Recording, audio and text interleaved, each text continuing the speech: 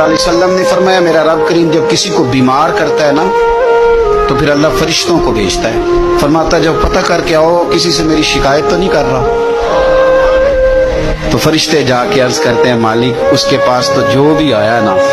اس نے یہی کہا کہ الحمدللہ جس حال میں اللہ نے رکھا ہے میں راضی ہوں۔ اس نے تیری شکایت نہیں کی، اس نے تیری رضا پہ اس بیماری کو تیری طرف سے آزمائش سمجھ کے قبول کیا۔